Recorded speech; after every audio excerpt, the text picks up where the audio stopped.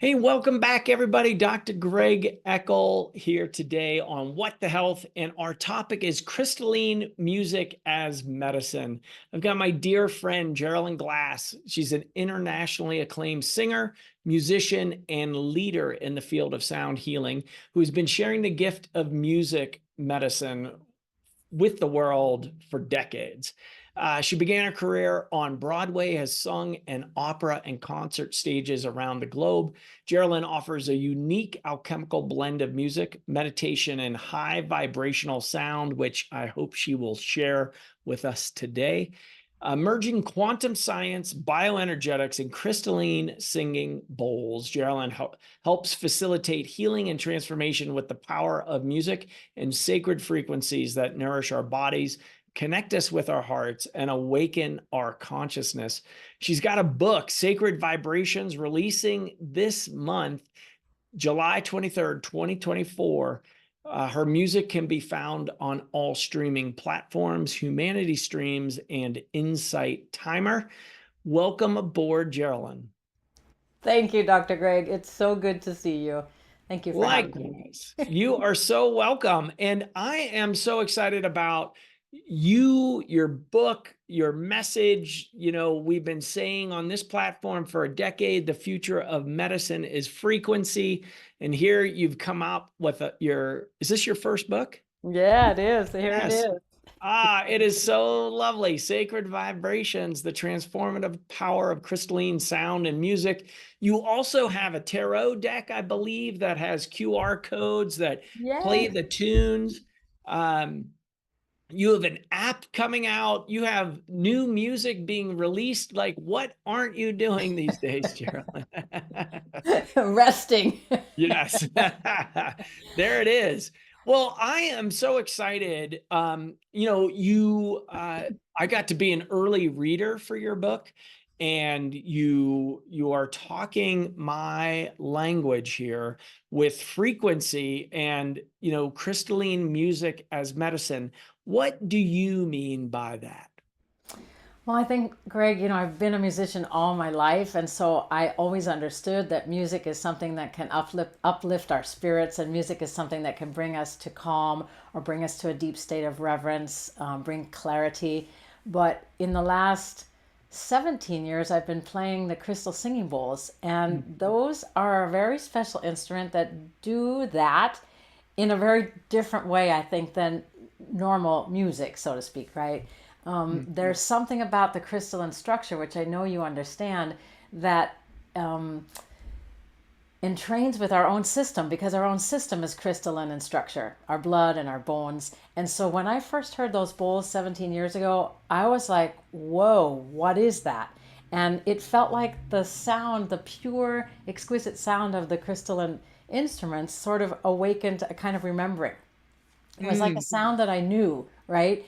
And I had been playing the Tibetan Himalayan singing bowls for a long time. I had used them like before performances. I would put one on my belly and I would just play it and feel the vibrations come into my solar plexus, and then I would warm up my voice for performances. But these, when I heard them, they were completely different. The crystal has a very different feel than the metal bowls. Well, talk to me a little more about the crystalline structure and crystal in general, because there's an information and a deep remembering with that. How do you talk about it with people?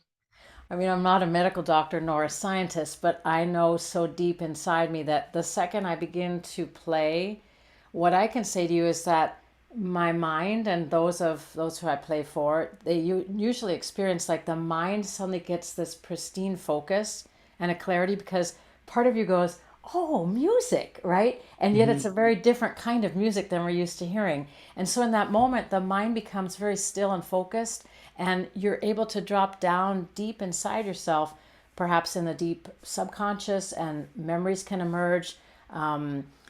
Colors and shapes people can see, connections with loved ones. There's all kinds of things that can happen.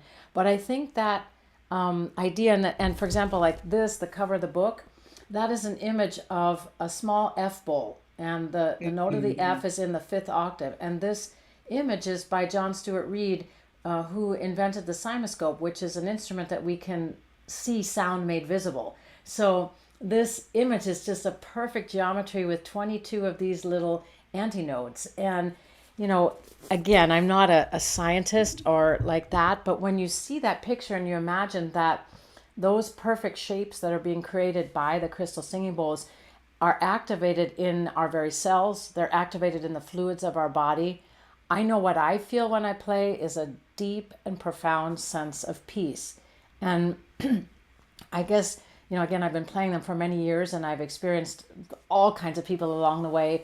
One of my singing students, you know, when I first brought them home, I was living in Germany and enjoying a full career as a classical singer there. She had a little bit of a blockage in her voice, so I asked her to choose one of the seven bowls that I had and just to tone with it, you know, ma, whatever, you know, to make tones Mhm. with the bowl. And suddenly the blockage dissipated and she started singing with her full range, right? And then she said to me afterwards that she remembered in that moment that she heard the sound and made the sound of her own voice and trained with the sound of the bowl, that she remembered a childhood trauma. And she felt Mhm. that childhood trauma release. Wow.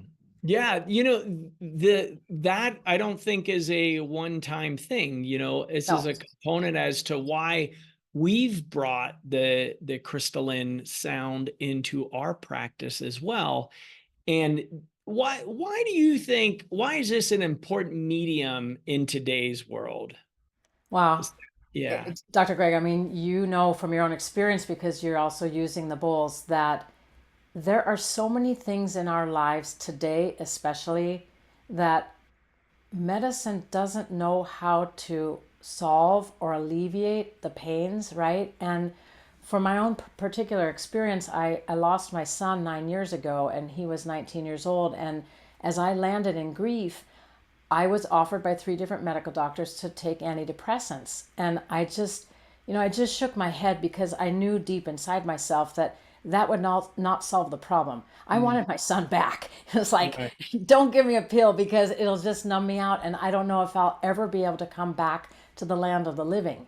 And what I've Mhm. since seen is that there's just so many things for most people, just like the student I described, who might never have come to that memory of the trauma and might never have been able to release it, even with years of talk therapy.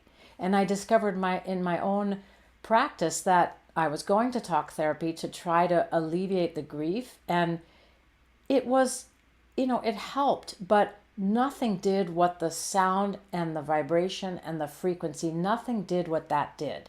It was like it pierced through and held me in this sacred kind of place that I could keen and I could groan and I could express the deep feelings of grief without any words. You know, as we all Mhm. know, music has that ability, A, to unite people no matter what language you speak. You know, if you're hearing something and you're clapping a rhythm or you're dancing or you're just listening to a beautiful symphony, you know, music has the ability to unite us. We don't need to speak the same language at all, right?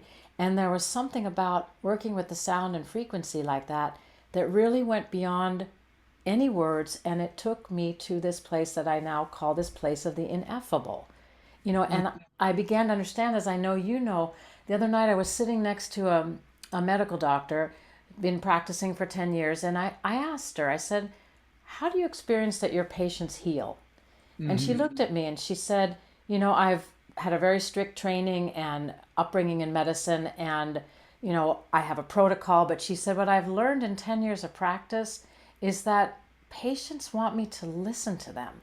They want to be seen and heard and felt.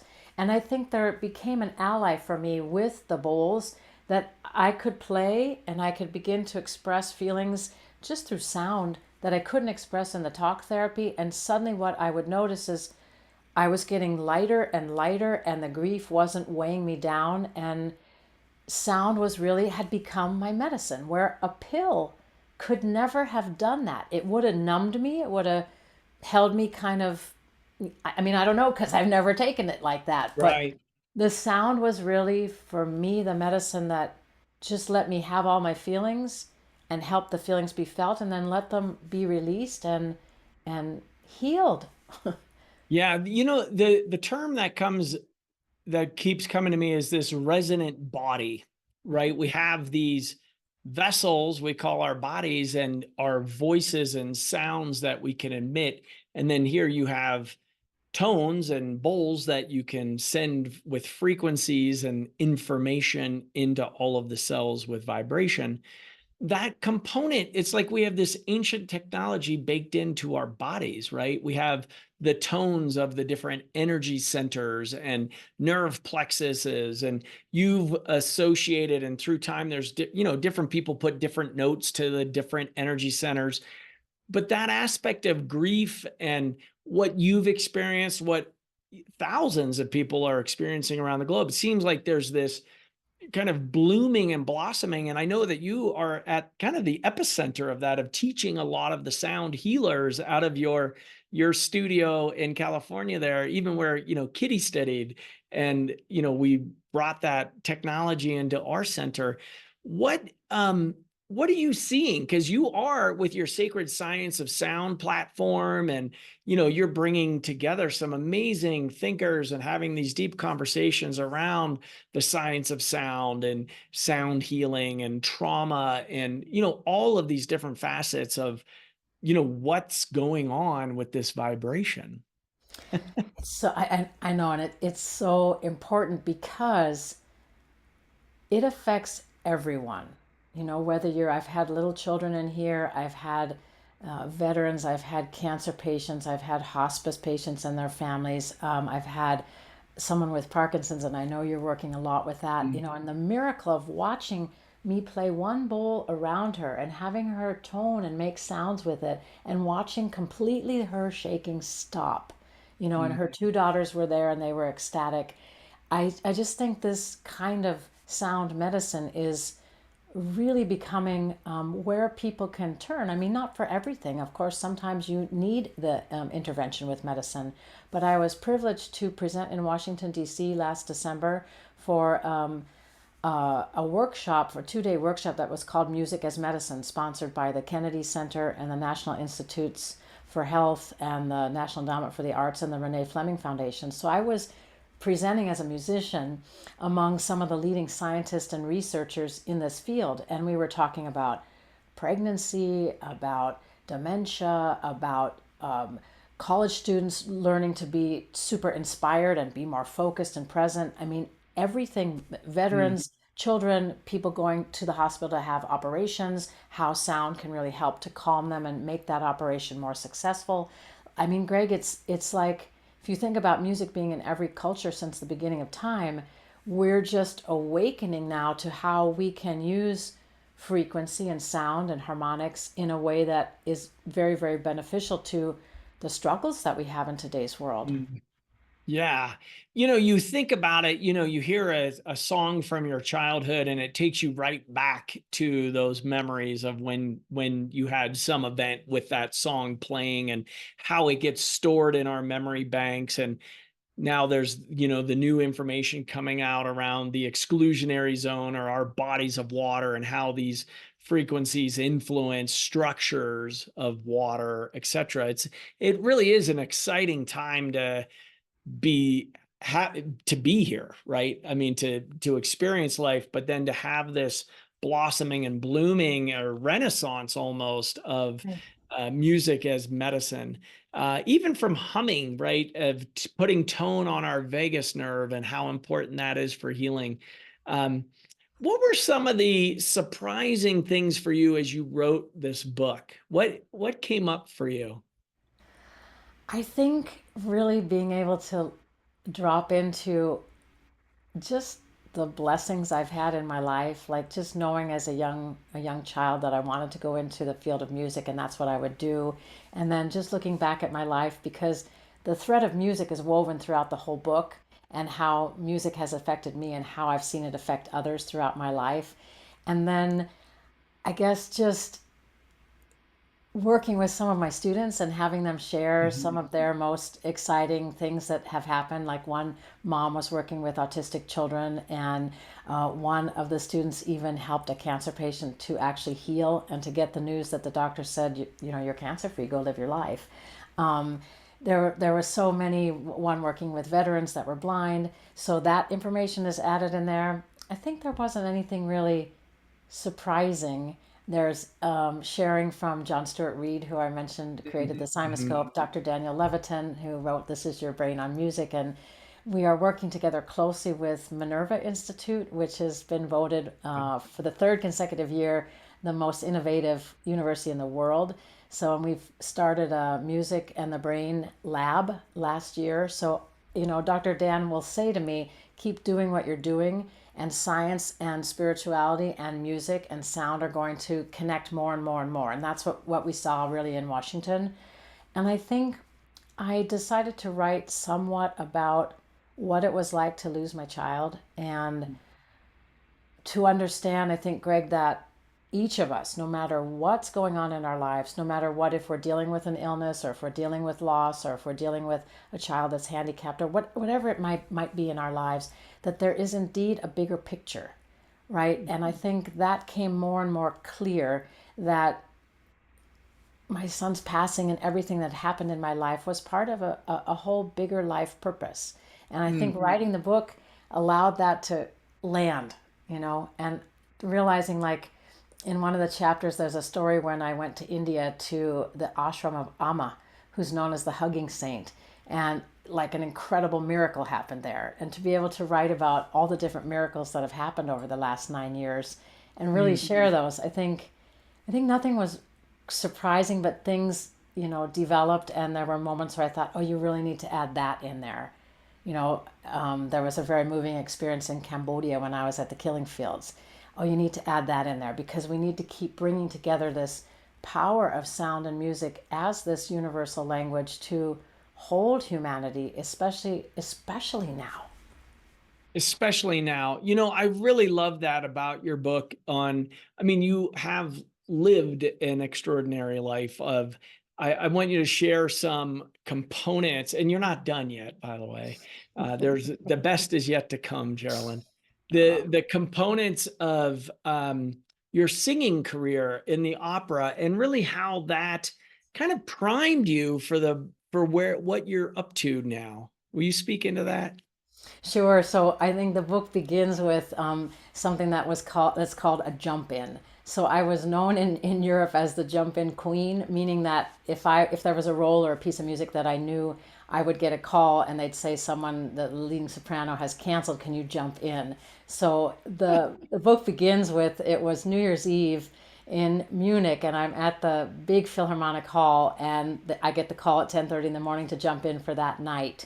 And I think those kinds of experiences, I mean, that was huge for me. Those kind of experiences grounded in me, like a vocal athlete, like, so anyone that can relate to, you train and you work to make yourself the strongest you can and the best that you can be, and then boom, you're called to jump in, and you don't have time, as my one singing teacher used to say, take the question mark off your shoulder, take it off. Like, it's time to just land and trust that who you are and what you're made of and everything that you've trained will show up, will be there for you. So that Mm. was really one big thing. And then I was very young and I got a Broadway contract. And there's a story about doing My Fair Lady on Broadway with Rex Harrison. There's a story in the book about that.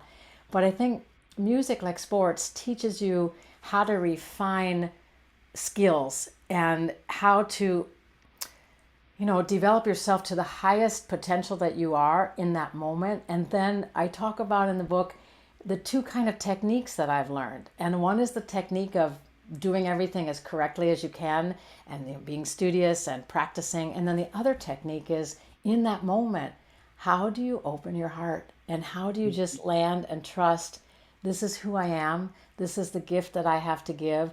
I will just trust that. And again, not question or doubt. So I think there's two techniques, the technique of our hearts and how we live from there, and then the technique of our skills and how do we Mm. bring those together. I love that. And it's like they do kind of infinity sign back and forth Yeah. there, for you're kind of needing both of those. And the word jazz comes up, of the improvisation on top of the training. So you had to trust your training and then open your heart. And really just be present. What are you seeing? Where do you see the future of basically music as medicine? Who's really pushing the bounds out there besides you? I think there's a big group of us, and I really got to see that in Washington D.C. and it was very, very inspirational because we all talked about excuse me, the importance of collaborating and the importance of an artist sharing, well, just like the techniques I just told you, like how Hmm. do we use the excellence that we've trained to be and to do, how do we use that and also bring our hearts to it? Or was like the medical doctor when I asked her, how do you see your patients healing? And she explained she had that structure, but it was important for her now to really listen. So I think there's always going to be that fine line of how do we care? How do we love? How do we heal? What are those kinds of things that we can do? I mean, you know that so well from your own clinic. What are those things and how can we hold space for that? Because I think so much of what's happening in music is medicine. Actually, chapter 17, I write about the future, and I have some of my colleagues like Victor Wooten, who's a 5-time Grammy Award winning bass player, shares about his vision of the future. Dr. Leviton shares about his vision of the future. Joshua leads. So people in the profession are sharing, and I share how I envision it. And actually, the word that came up was what you said, was renaissance. This is a renaissance because I think people are understanding more and more that once again, the more we can come together in communities, the more we can feel like we belong to an orchestra and that we can tune with our fellow musicians, the more that, I don't know, society becomes more and more enriched. We feel more and more safe and in community. So I feel like music is coming more and more in the forefront. Certainly with we've had it already, as you know, with ultrasound and Mm. different sound and frequency techniques. But now I think there's a way to sit and receive sound in a way that really nourishes and nurtures our spirits and our physical being in a way that we haven't used before. I mean, you know from ancient Egypt that they really had sound healing chambers, and that in many of the ancient cultures, sound and tone were a big part of the community and how people healed. So Hmm. I think this is just coming more and more to the forefront. And the interesting thing about the bowls is that they're really only 24 years old. They really came out in the year 2000. And so there's not been a lot of research. There's been research done on the the Himalayan singing bowls, but nothing yet on the crystal singing bowls, which is why I'm so passionate about really looking, what is it? Is it we're in the key of C and that's working with someone who's had a heartbreak, or we're in the key of F and that's working with a cancer patient? What we know for sure right now is it's never going to be one to one. Yeah. I think that's important that like if you go in to have an operation and you're going to be playing, there's going to be music playing during your surgery. It needs to be what you love, and if you love jazz, the best jazz needs to be playing. That doesn't need to be Bach or it doesn't need to be Vivaldi. Music is such a personal thing, and music medicine really comes to be with what do you love? So true. And I think that's a great lead in to the assembly you have right behind you on experiencing some of the crystal tones via Jeralyn Glass. Sure. Greg, and what I just said, like, so, I mean, obviously, if I played you a tune, and I love to sing with the bowls also, so it's Sure. nice to sing a song that people know. But the real magic, I think, happens when you just hear the frequency and the vibration. So it's a different kind of music. So to say, okay, I want to have my operation with the sound of crystal singing bowls. Then we have a whole bunch of questions. What do you like? What key do you like? What tuning do you like? Etc. So it can get very rich. But just again, this sound just really helps us to still the mind and drop in.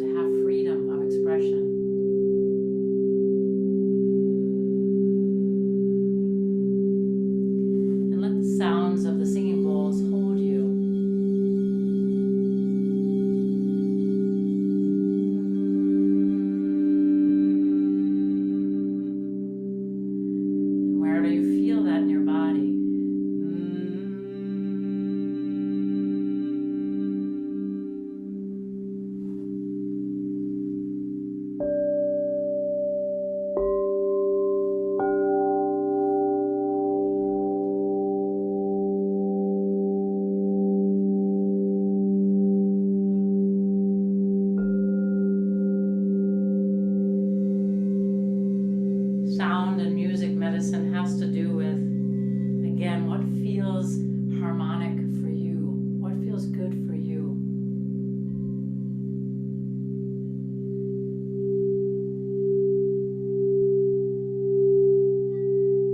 Sometimes I'll just play the bowls and do something like this.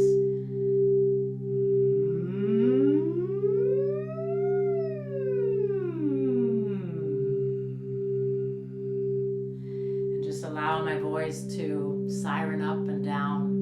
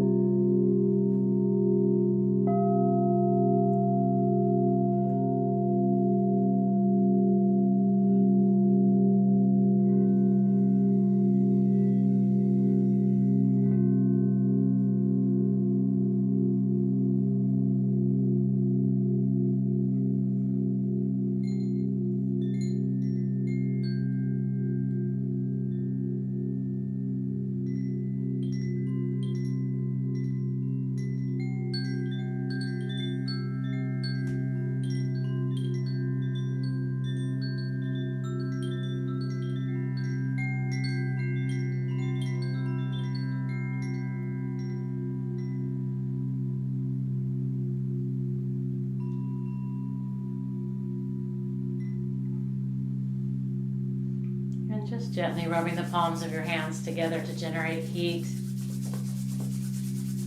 And you can gently stroke them through your scalp, caressing your cheeks, perhaps placing them on your heart, gently tapping, that you feel that you are indeed energy. We're made of that energy and sound vibration and light. And the sound will linger and linger and linger. And the truth of it is, we are that. And sound, even in the silence, is always vibrating. There's always an essence of vibration and tone within each of us. And I encourage everybody to, we have a YouTube channel and there's lots and lots of meditations for you to listen to on there, but there are 2 loops. I encourage you, if you don't have bowls, to listen to those 2 loops and just make sounds with them. It's a wonderful way when I meditate in the morning. Sometimes I'll just play a single bowl. Sometimes I'll play a number of bowls. Or if I'm not at home with the singing bowls, I'll just listen to sounds and perhaps just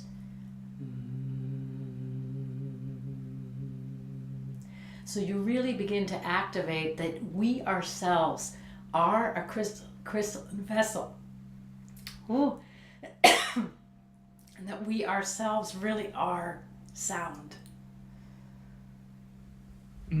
Love it. Thank you so much. And your YouTube channel is Crystal Cadence on YouTube. And I do encourage folks to subscribe. It's a great way to bring these vibrations right into your home. And definitely get plugged in to this movement. I am so excited and pleased with your work, Jeralyn. Your book is a massive accomplishment and big kudos to you. I know it is a labor of love to get that out there. Do you have any last, the bowls really do sing for themselves, but do you have any last words to our listeners and viewers out there? I think we didn't mention much about the app Source, but that was created again as a platform where people could learn about science, about sound vibration, about what's some of the connection between the science, the spirituality, and the sound.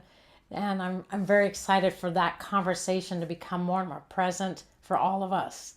Yeah. Just to explore, well, what does cymatics mean? What does constructive and destructive sound mean? What is that? Why is music a medicine? How does the brain work with sound? So, and then there's lots of meditations to listen to, and there will be new material every month. So I'm Awesome. very excited. Yeah. Yeah, we'll definitely put those links in our show notes and on our social channels to get this word out, because it is really how I feel the shift and change happens is through frequency and vibration. And when it sounds so lovely as that, it's really easy. So thank you for your gift and your heart and your message. Thank you so much, Dr. Grave. And same, thank you to everything you are doing, Greg, in the world. It's Thank you. You amazing. all out there, if you like today's show, give us a thumbs up. Better yet, go out, give us a 5-star review on your favorite podcast channel and let people know what you learned and what you're taking from our interview today, because this is how the change happens from us to you, you to us. We're coming at you through the green dot. Much love to you all. We wouldn't be doing it without you.